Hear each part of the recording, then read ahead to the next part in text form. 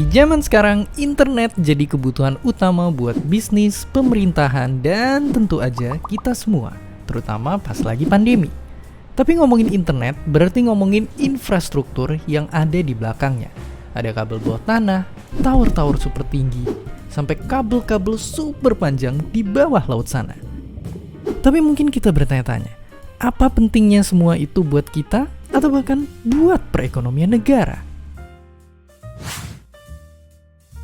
Tentu aja penting banget.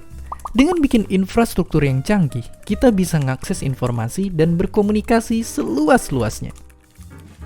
Juga untuk ngedukung transformasi digital sampai ngebuka ruang lapangan kerja yang numbuhin ekonomi negara kita. Dengan adanya infrastruktur itu, kita bisa punya bandwidth internet lebih besar, nggak lelet, dan makin banyak orang yang jadi bisa online. Ngomong-ngomong soal infrastruktur digital, Google udah investasiin setara hampir 30 triliun rupiah sejak tahun 2010, khususnya di kawasan Asia Pasifik. Dan sejak 10 tahun terakhir, investasi ini udah nambahin pendapatan negara-negara Asia Pasifik dengan total mencapai 6.000 triliun rupiah. Gede banget.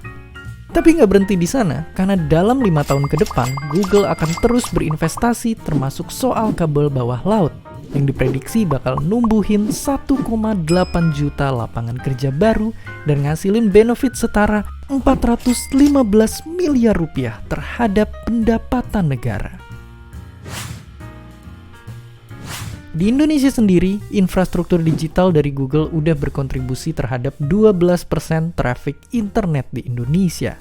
Lewat kabel Indigo, kita jadi bisa dapat kuota lebih banyak, ningkatin kecepatan, sampai bikin layanan internet yang lebih luas. Tentu ini ngebawa dampak positif buat ekonomi negara. Misalnya di tahun 2024 nanti, diprediksi bakal ada 4,6 juta pengguna internet baru. Nggak cuma itu, dukungan internet cepat bakal ningkatin keamanan layanan digital, numbuhin lapangan kerja, sampai ngehasilin surplus ekonomi yang gede banget. Di tahun 2019 aja, ada 160.000 lapangan kerja baru dari investasi ini. Dan bayangin di tahun 2024 nanti, ada 600.000 lebih lapangan kerja baru, yang berpotensi nambahin pendapatan negara sampai ribuan triliun rupiah. Tenang, semua investasi ini dilakukan dengan mempertimbangkan masa depan.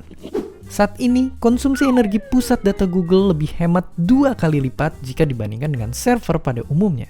Namun dengan daya komputasi yang 7 kali lebih baik dibanding 5 tahun lalu.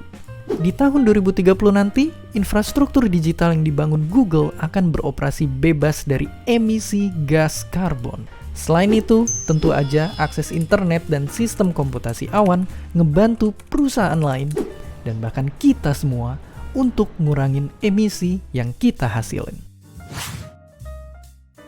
Nah, untuk bisa semakin baik, maka perlu ada dukungan dari semua pihak, termasuk pemerintah.